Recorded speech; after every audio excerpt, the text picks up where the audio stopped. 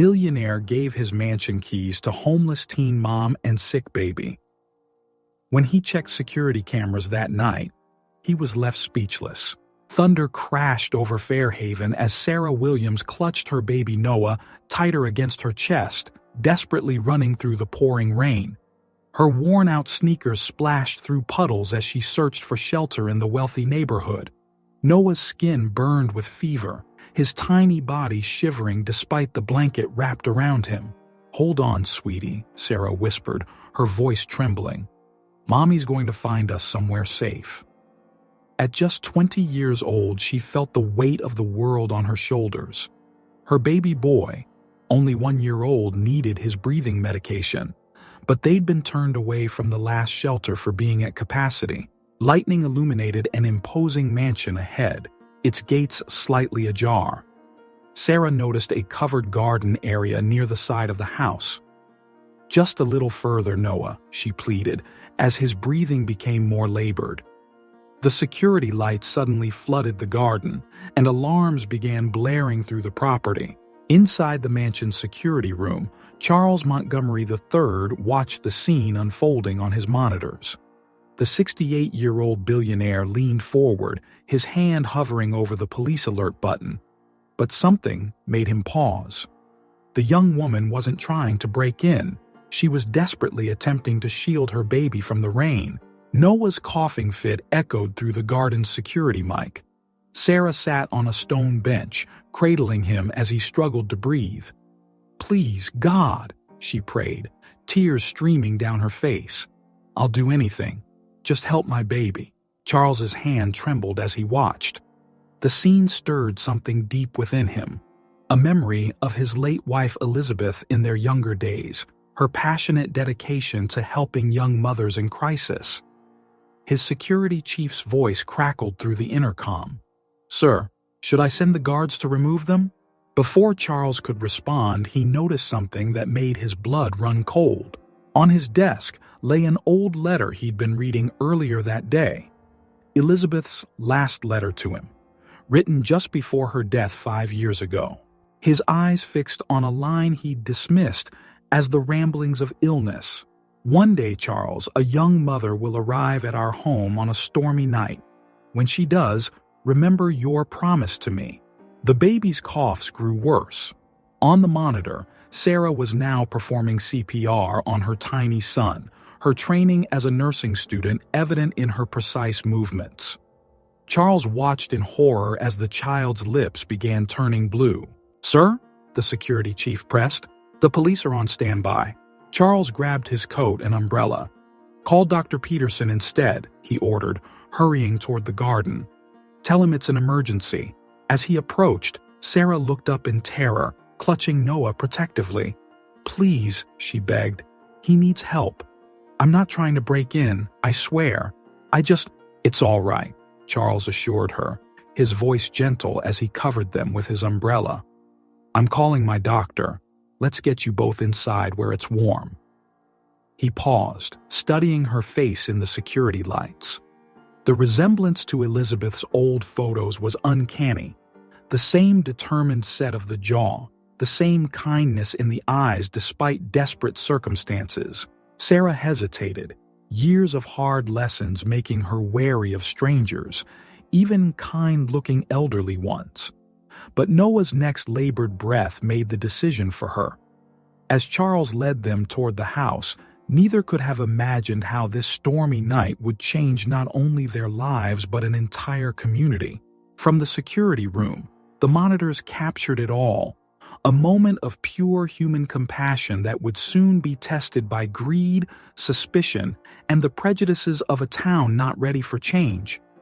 But for now, in the midst of the storm, grace had found its way through the garden gates of Montgomery Manor. The next morning, Charles sat in his study reviewing the file his private investigator had compiled overnight about Sarah Williams. What he discovered made his heart heavy. She had been a nursing student at State University with a full scholarship, maintaining a perfect GPA while working part-time at the hospital. Everything changed when Noah was born with a severe heart condition. The insurance company had denied Noah's treatment, claiming it was a pre-existing condition. Sarah withdrew from school to work 3 jobs, trying to save money for Noah's surgery. She cleaned hospital floors during the day, waited tables at night, and sold handmade crafts on weekends. Despite her efforts, the medical bills kept mounting. Mr. Montgomery, his assistant, interrupted, holding a folder. The board members sent this. They're concerned about your new house guests. Charles opened the folder and frowned. The board had hired investigators to dig into Sarah's past, trying to paint her as a potential scammer. They'd even photographed her at different shelters, suggesting she was running cons across the state. "There's more, sir," the assistant added nervously. "A social worker is here. She says the garden incident was reported, and she needs to evaluate if your home is suitable for a child." Charles walked to the guest house, where he found Sarah giving Noah his breathing treatment. The social worker, Ms. Parker, was already there, taking notes with a skeptical expression. "Miss Williams," Ms. Parker said, "can you explain why you were trespassing on private property last night?" "I wasn't trespassing," Sarah replied quietly, keeping her focus on Noah. "My son couldn't breathe. I had no choice." "And your previous address?" Ms. Parker pressed. "The Hope Street shelter, before they reached capacity." Sarah's voice remained steady, but her hands trembled slightly. Charles watched from the doorway, remembering something. He went to his study and returned with an old hospital volunteer badge. The photo showed a much younger Sarah working alongside Elizabeth in the pediatric ward. "I knew I recognized you," Charles said. "You worked with my wife Elizabeth before Noah was born." Sarah's eyes filled with tears. "Mrs. Montgomery was so kind to me. She encouraged me to apply for nursing school, helped me get the scholarship. When she got sick, I wanted to visit, but I was already struggling with Noah's treatments." Ms. Parker's expression softened slightly, but she remained professional. "Mr. Montgomery, while your intentions seem good, housing a homeless mother and sick child requires proper documentation. We'll need to conduct regular visits." As they talked, Charles noticed a newspaper on the coffee table. The headline made him wince. "Billionaire Charles Montgomery, senile or scammed?" The article questioned his mental competence, suggesting Sarah was manipulating him. Sarah saw it too. "Mr. Montgomery, I don't want to cause trouble. Maybe we should—" "You're not going anywhere," Charles interrupted firmly. "Elizabeth always said our home should be a sanctuary for those in need. I'm not letting the board or anyone else change that." Later that evening, Charles watched through the security cameras as Sarah read stories to Noah, singing softly despite her obvious exhaustion. The scene reminded him so much of Elizabeth that his eyes misted over. His phone buzzed with a message from his board chairman. "Emergency meeting tomorrow. Subject: recent erratic behavior and company liability." Charles set the phone down, his jaw set with determination. He'd made a promise to Elizabeth, and he intended to keep it, no matter what the cost. The Montgomery Industries boardroom fell silent as Charles faced his executives and lawyers. The tension was palpable as he stood at the head of the table, his voice firm despite his age. "I've made my decision. Sarah and Noah will stay in the guest house," Charles announced. "This isn't up for discussion." "Mr. Montgomery," his lead attorney interrupted, "we have serious concerns about liability. If anything happens to that child on your property—" "Charles," the board chairman leaned forward, "we're worried about you. Since Elizabeth's death, you haven't been yourself. This young woman could be taking advantage of your grief." Charles pulled out a document. "I'm offering Sarah a formal lease agreement. One condition: weekly dinners with me. I want to know the person living on my property." "A lease agreement?" The chairman scoffed. "She's homeless. How will she pay?" "She won't. But she'll earn her stay by helping restore Elizabeth's gardens." As the meeting continued, across town, a man watched the guest house through binoculars. Marcus Turner, Sarah's ex-boyfriend, had seen the newspaper articles. He smiled, sensing an opportunity. That evening, Sarah sat nervously at Charles's dining room table. The formal setting made her uncomfortable, but she was determined to prove herself trustworthy. "Why weekly dinners?"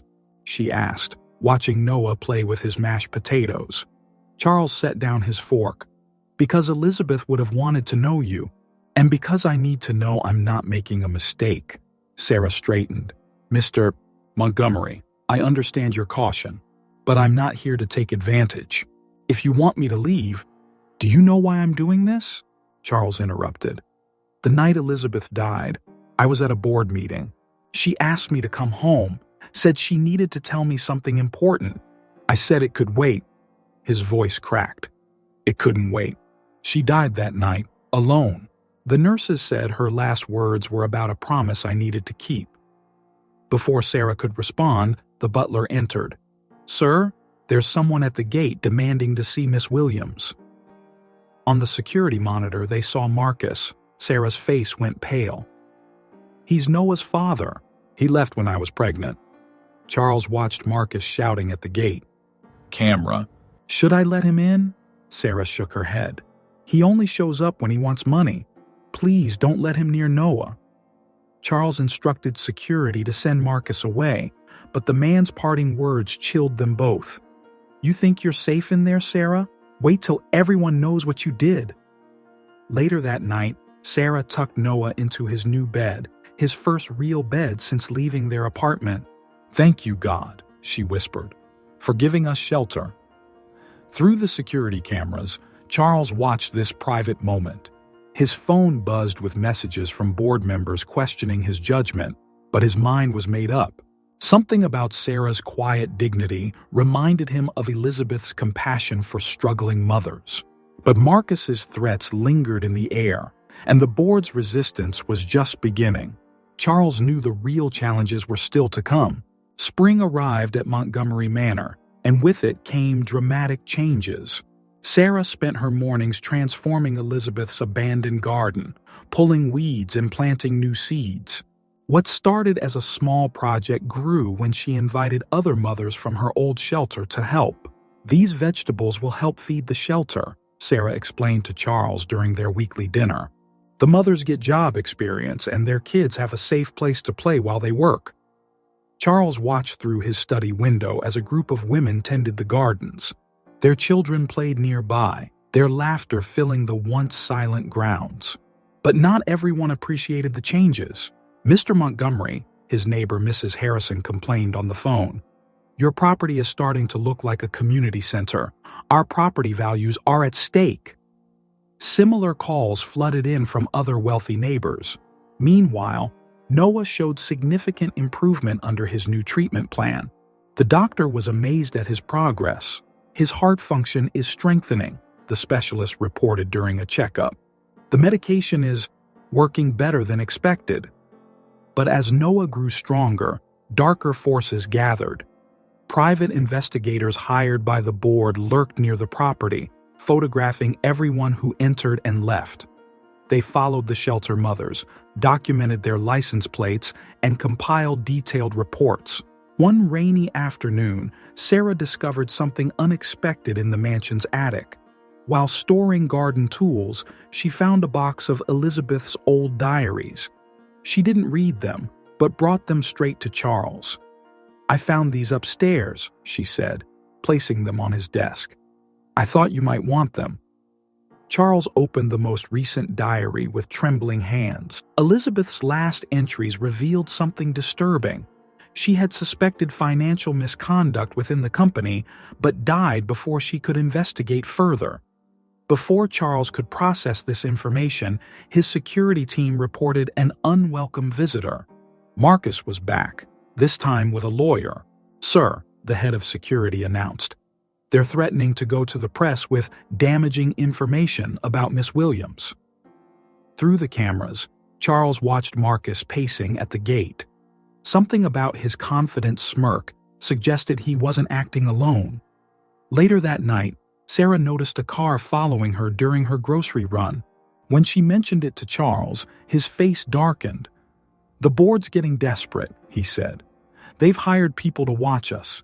Be careful." Sarah looked out the window at the garden she'd rebuilt. Mothers from the shelter were teaching their children how to plant seeds, just as she'd taught them.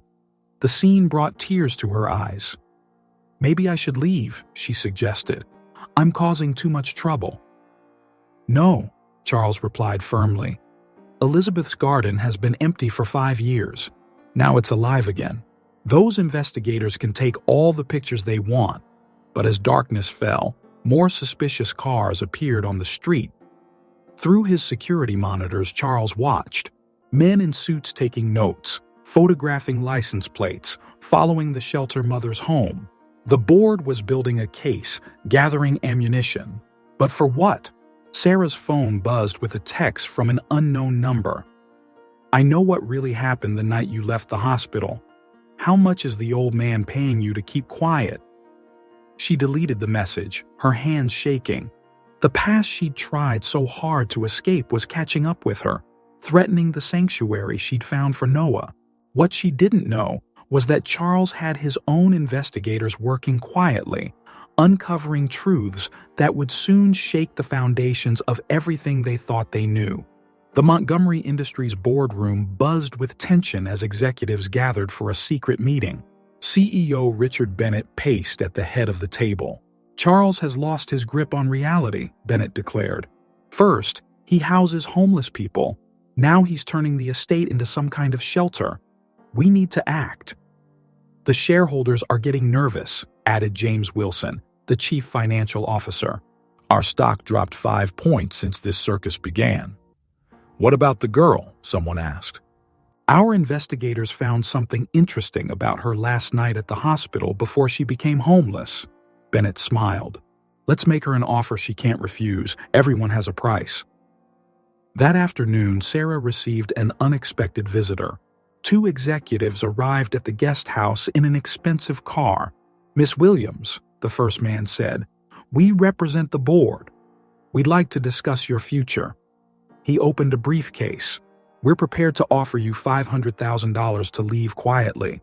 Enough for Noah's treatment and a fresh start." Sarah stared at the check. That amount would cover Noah's surgery and years of treatment. But something felt wrong. "Why are you really here?" she asked. "Charles Montgomery is worth billions," the second man replied. "His recent behavior concerns our shareholders. If you leave, we'll ensure Noah gets the best medical care. And if I don't?" Things could get difficult. Social services might question whether a homeless mother should have custody of a sick child. What they didn't know was that Charles was watching through the security cameras, his hands clenched as he heard every word. Sarah stood up. "Please leave. Noah and I aren't for sale." After they left, Charles reviewed the security footage again. Sarah's refusal of life-changing money moved him deeply. But worse was coming.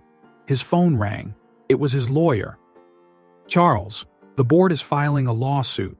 They're seeking to have you declared mentally incompetent. On what grounds?" "They claim your recent behavior shows declining judgment. They've submitted statements from neighbors, documentation of the shelter mothers, even psychological evaluations done without your knowledge." Before Charles could respond, another crisis erupted. The social worker, Ms. Parker, arrived for a surprise inspection. "We received complaints about multiple unrelated adults accessing the property," she said, taking notes. "This environment may be unsuitable for a child with serious medical needs." Sarah tried to explain about the garden program, but Ms. Parker remained skeptical. As she left, she delivered a warning. "The department will be monitoring this situation closely." That evening, Sarah discovered something in Elizabeth's diary that changed everything. A note about missing foundation funds, suspicious transfers, and board members' names circled in red. But when she went to tell Charles, she found him staring at his computer in shock. The board had leaked Elizabeth's private medical records to the press, suggesting she'd been mentally unstable in her final days, making Charles's promise to her meaningless. "They're trying to erase her legacy," Charles said, his voice breaking. Everything she believed in. Sarah placed the diary on his desk. "Maybe not everything. Look what she found." As they read together, the pieces began falling into place. The board's desperation to remove them wasn't just about Charles's recent decisions, it was about keeping buried what Elizabeth had discovered before her death.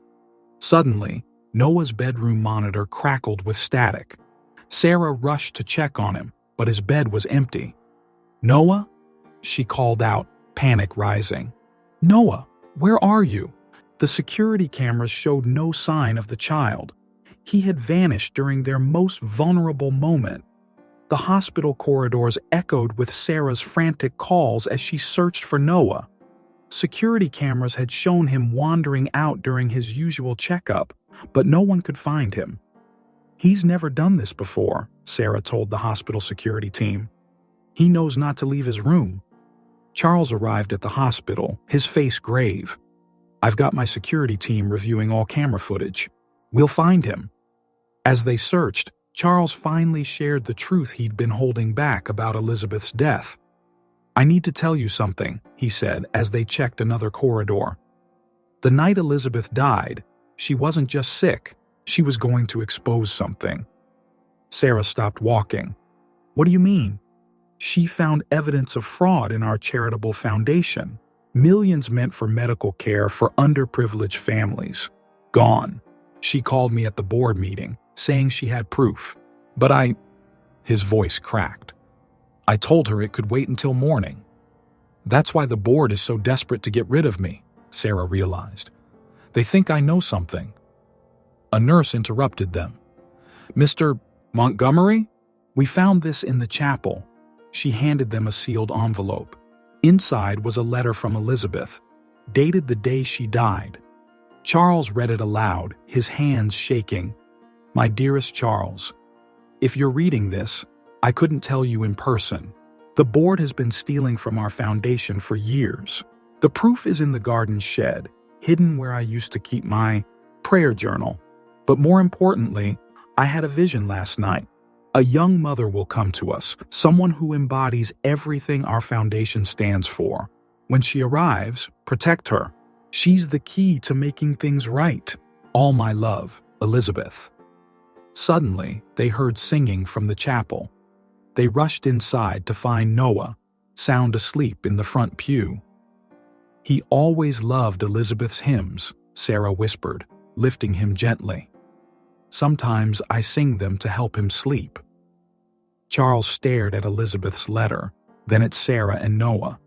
"She knew you were coming. Somehow, she knew." Back at the mansion, they went to the garden shed.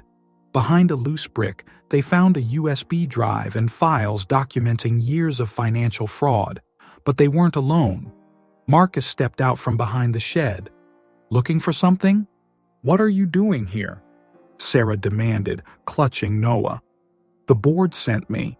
They knew Elizabeth kept records out here." He pulled out his phone. "Did you know Sarah was working the night your wife died, Charles? The board has hospital records." "I was on duty in the pediatric ward," Sarah said firmly. "But you were the last person to see Elizabeth alive. The board thinks that's worth a lot of money to keep quiet." Charles stepped forward. "Are you blackmailing us?" "Just delivering a message. Drop the investigation, or Sarah's hospital records from that night go public. And trust me, they don't tell a pretty story." After Marcus left, Sarah turned to Charles, tears in her eyes. "I need to tell you what really happened that night. I was there when Elizabeth died, but not the way they're suggesting."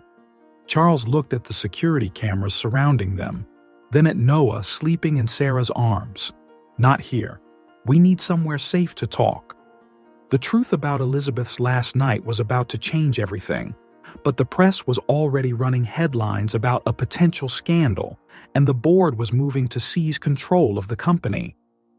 Time was running out to protect Elizabeth's legacy and their newfound family. The local news station ran a surprising story: Montgomery Manor Gardens feeding local families. The reporter stood in Elizabeth's restored garden, interviewing mothers from the shelter about their new jobs and hope for the future. "This program changed my life," one mother said, showing off the vegetables she'd grown. Miss Sarah taught us we can start over, no matter what. The positive coverage caught the attention of Fairhaven's residents. People began stopping by the gates offering to volunteer. Even Mrs. Harrison, who had complained the loudest, arrived with gardening tools. "I was wrong," she told Sarah. "This is exactly what our community needed." But the peace didn't last. During the garden's first community event, Noah collapsed while playing with other children. "He can't breathe," Sarah screamed, rushing to her son. The crowd watched in horror as Noah's lips turned blue. But instead of panic, something remarkable happened. The shelter mothers formed a human chain to keep people back, giving Sarah space to work. Mrs. Harrison called her son, a pediatrician, who lived nearby. Charles already had an ambulance on the way. "Stay with me, baby," Sarah whispered, performing CPR. "Please, stay with me." The pediatrician arrived before the ambulance, helping stabilize Noah. As they loaded him into the emergency vehicle, the gathered crowd joined hands in prayer. That evening, the hospital waiting room filled with people from the garden event. Charles watched in amazement as wealthy neighbors sat with shelter mothers, sharing coffee and concern for Noah. His phone buzzed. The board chairman. "Emergency meeting tomorrow. Subject: immediate removal of Charles Montgomery as CEO." But something had shifted in the community. When news of the board's attempt to remove Charles spread, people began sharing stories about Elizabeth's kindness and how the garden program had united the town. Local business owners who had opposed the shelter mothers now offered them jobs. The newspaper that had questioned Charles's sanity ran editorials praising his vision. "This is what Mom wanted," said Mrs. Harrison's daughter, a local council member. "A community that takes care of its own." Noah recovered quickly, stronger than ever. His doctor was amazed. "The garden work has improved his stamina," she explained. "And having a stable home, a community, it makes a difference." But dark forces were still at work. One morning, Charles found protesters at his gate, holding signs about property values and safety concerns. Their matching shirts revealed they were hired by a PR firm, the same one the board used. Sarah watched the protesters from the garden. The shelter mothers surrounded her protectively. "We're not leaving," one mother declared. "This garden saved my family. We'll stand with you." The local news returned, capturing the moment when the protesters faced an unexpected sight. Elderly neighbors, business owners, and former critics forming a human chain around the garden, protecting it. Mrs. Harrison stepped forward to address the media. "I once opposed this project. I was wrong. This garden represents the best of our community: hope, hard work, and second chances." The protesters left, but Charles knew the board wouldn't give up. They were going to try to seize control of the company to stop him from investigating the missing foundation money. That night, looking at the security cameras, he saw something that gave him hope. The garden was full of fireflies, and families from all parts of town were gathering to watch them with their children. Noah sat on a blanket with other kids, his breathing strong and steady, while parents from different worlds found common ground in the simple pleasure of a summer evening. "Elizabeth would have loved this," Sarah said softly. Charles nodded, but his relief was short-lived. Tomorrow he would face the board's attempt to take everything: the company, the foundation, and the sanctuary they'd built. The real battle was just beginning. The courtroom fell silent as Sarah took the witness stand. The board's attempt to declare Charles mentally incompetent had turned into a public hearing, with the community packing the gallery. "Miss Williams," Charles' attorney began, "please tell us about your first interaction with Mrs. Elizabeth Montgomery." Sarah's voice was clear and steady. "I met her when I was a nursing student. She found me studying during my lunch break at the hospital. Instead of eating, I was saving my lunch money for textbooks." "And what did she do?" "She created a scholarship fund for nursing students who worked at the hospital. She said investment in education was the best way to help people help themselves." The board's lawyer stood up. "Isn't it true you were working the night Mrs. Montgomery died?" "Yes," Sarah replied. "I was there." The lawyer smiled triumphantly. And isn't it true that you were the last person to see her alive? I was, and I've been afraid to tell this story, but Elizabeth deserves the truth. Sarah looked directly at Charles. That night, Elizabeth called me to her room. She gave me a file and said, "Some people will try to stop this information from getting out."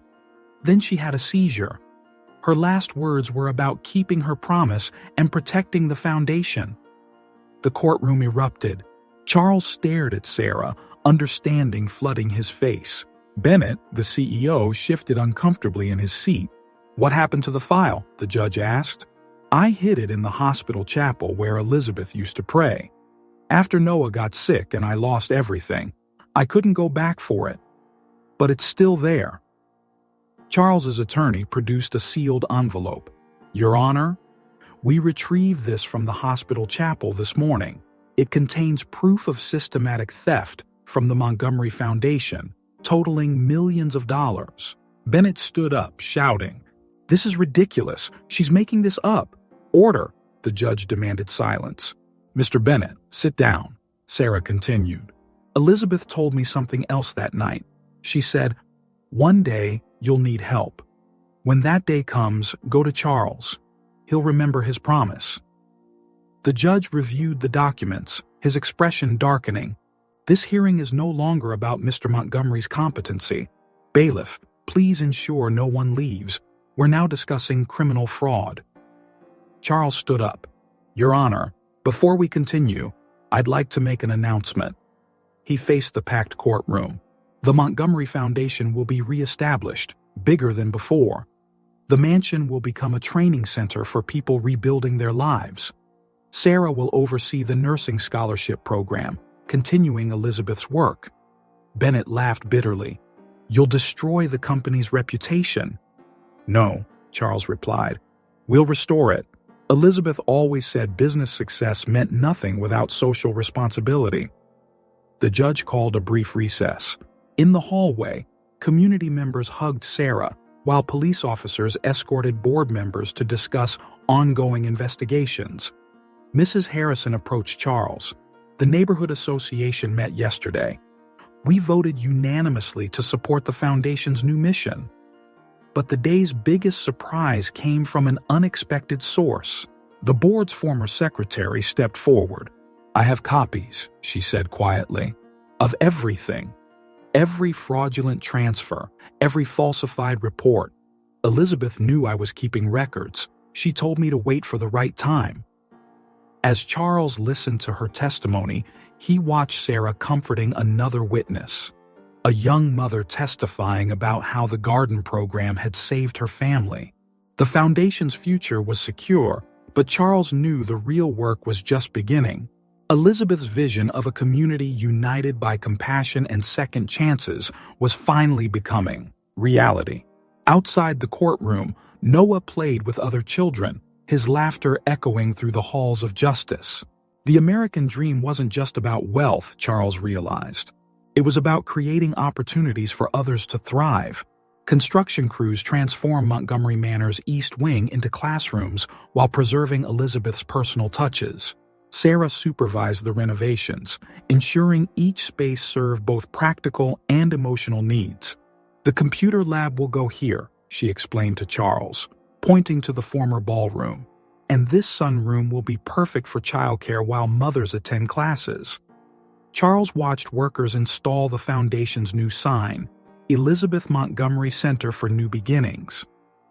Thanks to the recovered funds and new donations, the program was expanding faster than anyone expected. Sarah's acceptance letter to restart nursing school lay on Charles's desk. The scholarship would cover everything: tuition, books, and living expenses. "I can't believe I'm going back," Sarah said, touching the letter. "Elizabeth's scholarship brought me here the first time, and now it's happening again." But not everyone supported the changes. A group of traditional families protested at the city council meeting. "These people will bring crime to our neighborhood," one resident argued. "Our children won't be safe." Sarah stood to address them. "I was one of these people a few months ago. Now I'm returning to nursing school. The mothers in our program don't want handouts. They want opportunities to work. The council voted to approve the center's permits, but tensions remained. Some neighbors installed security cameras pointing at the manor. Others stopped speaking to Charles at church. Noah's first day at his new special needs school highlighted the divide. Some parents pulled their children away when Sarah dropped him off. The principal called an emergency meeting. Several families have concerns, she explained. Diplomatically. About a child with a heart condition? Charles asked, his voice sharp. About his background, she replied uncomfortably. But Noah surprised everyone. Despite his health challenges, he thrived in class. His story of living in the garden house fascinated his classmates. Soon, playdates were requested. The first training program launched with 20 students, former shelter residents learning computer skills, healthcare basics, and business operations. Sarah arranged for successful program graduates to mentor new students. One morning, Charles found Sarah asleep over her nursing textbooks in the library. Noah had curled up next to her with his own picture book. The security cameras captured the moment. A perfect illustration of determination and hope. More documents emerged about the board's fraud. The investigation expanded to other companies, revealing a pattern of stealing from charitable foundations. Former board members faced criminal charges. Charles testified at the trials, but his focus remained on the center. Each day brought new progress. The garden expanded into a small farm. A local restaurant chain agreed to buy their produce. Mothers who once lived in shelters earned steady paychecks. Sarah's nursing professors allowed her to complete clinical hours at the center's new medical clinic. She worked with volunteer doctors who treated residents and neighbors alike, breaking down barriers between social classes. Noah's health improved dramatically. His doctors credited the stable environment and reduced stress. He became the center's unofficial mascot, greeting new families with the confidence of someone who knew exactly how they felt. But late one night, reviewing security footage, Charles noticed something troubling. Men in suits photographing license plates, taking notes about visitors. The battle wasn't over. They're documenting everyone who comes here, Sarah observed. But why? The answer arrived in a thick envelope. Development company wanted to buy the entire block, including Montgomery Manor. Their plans showed luxury condominiums replacing the center. We knew this might happen, Charles said, studying the offer. That's why we need to move faster. Sarah looked at him questioningly. It's time to expand, he explained. Not just here, but in other cities. Elizabeth's vision was never meant for just one community. The security cameras kept recording, capturing both progress and threats, hope and resistance.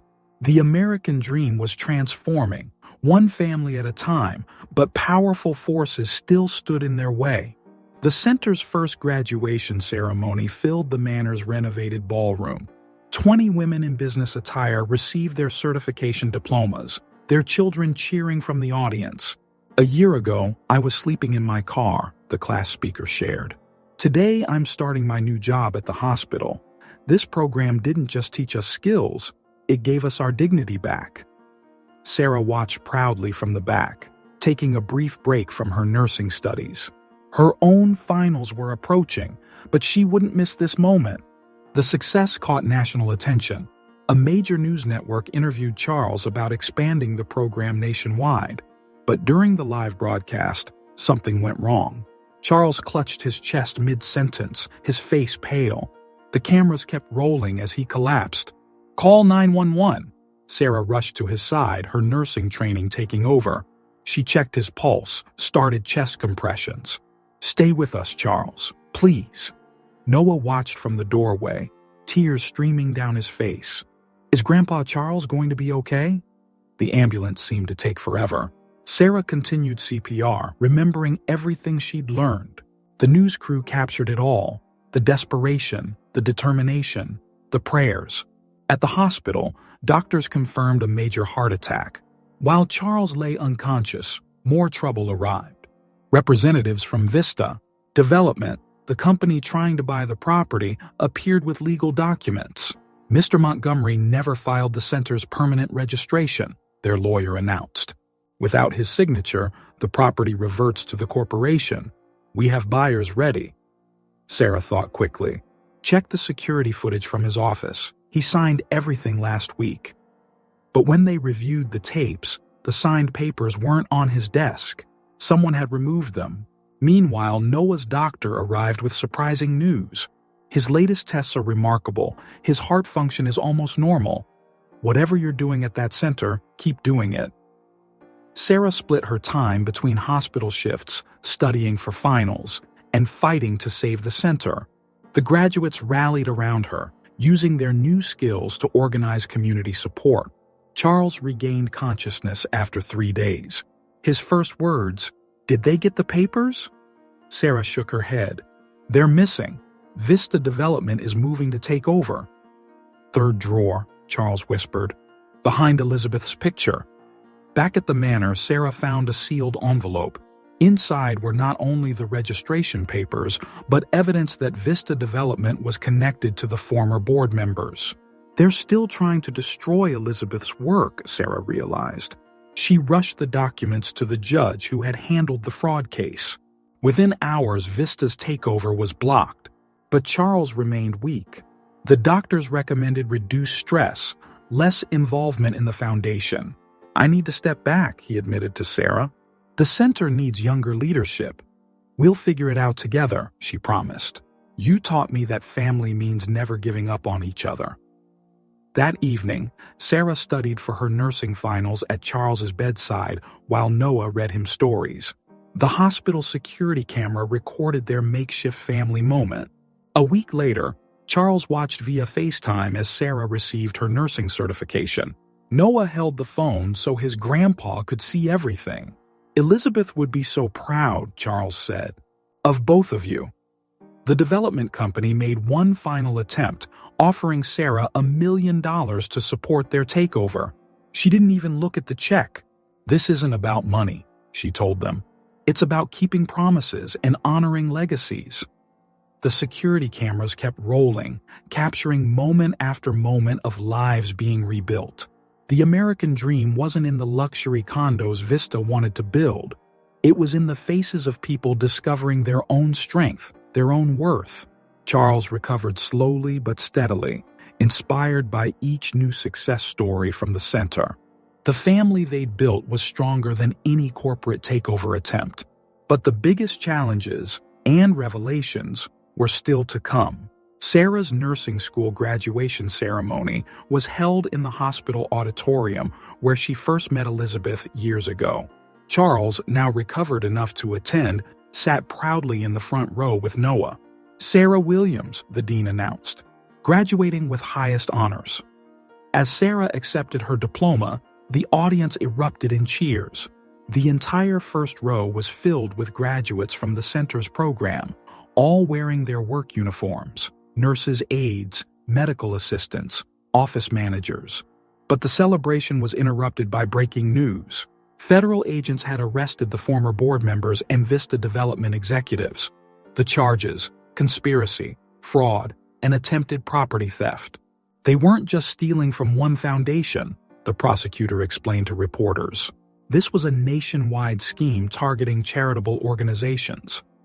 Charles received a call from Elizabeth's former secretary. "There's something you need to see," she said. Elizabeth left a safety deposit box. The key is hidden in her garden diary. In the box, they found more than financial records. There was a letter addressed to Sarah, dated just days before Elizabeth died. "Dear Sarah," it read, "if you're reading this, you fulfilled the vision I had. I watched you working double shifts to pay for school, never losing your compassion. When you told me you were pregnant, I knew you'd need help someday. Charles will be that help. And you'll help him remember why we started this foundation. Take care of each other." Sarah's hands trembled. She knew. Somehow she knew everything that would happen. The foundation's success attracted national attention. Other cities requested guidance to replicate the program. Charles watched with pride as Sarah presented their model at a national healthcare conference. Noah, now completely healthy, became the center's best advertisement. He led tours for visitors, explaining how the garden helped him get stronger. His school principal nominated him for a community service award. But one final threat emerged. An anonymous source leaked Sarah's old hospital records to the media, trying to discredit her leadership. The records showed Sarah had been investigated for prescriptions missing during her student rotation, the same night Elizabeth died. What they didn't show was Elizabeth requesting those medications for terminal patients who couldn't afford them. Instead of hiding, Sarah called a press conference. Elizabeth Montgomery taught me that rules without compassion aren't justice. She used her own money to help dying patients.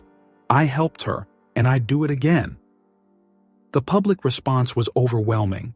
Other nurses came forward with similar stories about Elizabeth's secret generosity. The investigation was dropped. Charles made it official. Sarah would be the foundation's new director. The security cameras captured the moment he handed her the keys to the manor, not as a guest this time, but as his successor. "Elizabeth chose you long ago," he said. "I was just catching up to her wisdom." That evening, the first class of nurse graduates from the center's program received their certifications. Sarah, now their instructor, presented each diploma personally. Looking out at the crowd, she saw the American dream being redefined. It wasn't about getting rich quick or climbing social ladders. It was about lifting others while rising yourself. The security cameras recorded it all. Success stories, second chances, lives transformed. But they also caught a quiet moment later that night. Sarah and Noah placing fresh flowers at Elizabeth's garden memorial, while Charles watched from his study window. The family they'd built wasn't traditional, but neither was the path that brought them together. Elizabeth's legacy lived on in every person who found hope within those gates. But there was one final surprise still waiting to be discovered in Elizabeth's papers. A revelation that would complete their journey in an unexpected way. 3 years after that stormy night in the garden, Montgomery Manor buzzed with activity.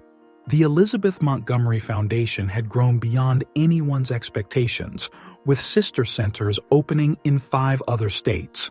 The security cameras that once watched for intruders now captured daily miracles. Mothers graduating from training programs, children growing stronger in the gardens, families rebuilding their lives. Sarah's office, once Elizabeth's private study, had become command central for the foundation's expanding operations. She reviewed applications from other cities while monitoring Noah's soccer practice through the window. "Mom," Noah called out, waving from the field. "Did you see my goal?" At 7 years old, Noah showed no signs of his former health struggles. His doctors used his case to encourage other families facing similar diagnoses. Charles, now 81 but still sharp, spent his mornings mentoring students in the business training program. He loved sharing Elizabeth's vision with each new class. "Success isn't about what you own," he often said. "It's about what you give back." The morning mail brought an unexpected package from Elizabeth's lawyer. Inside was a sealed envelope with instructions to open it on this specific date. "I found this while organizing Elizabeth's final papers," the lawyer's note explained. She was very clear about when it should be delivered. Sarah called Charles to her office. Together, they opened Elizabeth's last letter. "My dearest Charles and Sarah," it began. "If you're reading this, 3 years have passed since you found each other. I'm sure the foundation has grown, and I'm equally sure forces tried to stop it. They failed because love is stronger than greed. But there's something you both need to know. Sarah, your mother was my student nurse during my first cancer treatment 21 years ago. She was pregnant with you, working extra shifts to save for your future. When complications arose, I promised to watch over her baby if anything happened to her. I lost track of you after your mother died, but I never forgot. When you appeared in my hospital years later as a nursing student, I knew God had brought you back to us. I couldn't tell you then. You needed to find your own path. Charles, remember when I said I couldn't have children? That wasn't entirely true. I chose not to, because God showed me I would be a mother in a different way. My legacy isn't just the foundation. It's the family we all became. The security cameras will show you something tonight at midnight. Don't miss it. All my love, Elizabeth. Sarah and Charles sat in stunned silence. The connection they'd felt, the way Elizabeth had prepared everything, it all made sense now. At midnight, they gathered in the security room. The cameras showed something extraordinary. Hundreds of fireflies filled Elizabeth's garden, just like the night Sarah and Noah first arrived. But as they watched, the lights formed a pattern. Look, Noah pointed at the screen. They're making a heart. The cameras captured their tears, their laughter, their realization that Elizabeth's hand had guided them from the beginning. The next morning, major news networks announced the Foundation's latest initiative: affordable medical housing facilities near major hospitals, helping families stay together during long-term treatments. This was Elizabeth's ultimate dream, Charles told reporters. Healthcare with humanity. Sarah led the cameras through the manor, now a living testament to second chances. The ballroom hosted job fairs and training sessions. The kitchen provided culinary career training. The gardens fed local food banks. Every security camera tells a story, Sarah explained, of someone finding their strength, their purpose, their family. The reporters noticed Noah giving tours to new families, showing them his old room in the garden house. This is where our story started, he told them proudly. Mom says it's where we found our miracle. Charles watched from his study as Sarah handled the interviews. She'd grown from a desperate young mother into a confident leader, yet maintained the same compassion that first drew Elizabeth to her. That evening, after the reporters left, they gathered in the garden. The security cameras recorded their private celebration, 3 generations of an unconventional family, united by one woman's vision of love extending beyond blood ties. To Elizabeth, Charles raised his glass, who saw the future and prepared the way. To second chances, Sarah added. To our family, Noah exclaimed. The cameras kept rolling as night fell, capturing the fireflies returning to the garden. But they weren't just lights now. They were reminders that magic still exists, that prayers get answered, that the American dream isn't about wealth or status, but about having the chance to lift others while rising yourself. The story of Montgomery Manor spread across the country, inspiring other communities to open their hearts and gates. The security cameras that once witnessed Sarah and Noah's desperate arrival now recorded countless similar transformations. Elizabeth's final prophecy had come true. Love had proven stronger than greed. Compassion had defeated prejudice, and family had been redefined by the power of giving second chances. As Sarah made her final rounds that night, checking on new residents in the garden house, she smiled at the security cameras.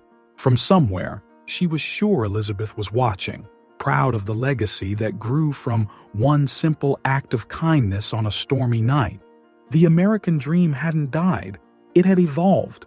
It lived in every person who found hope within these gates, in every family rebuilt, in every life transformed.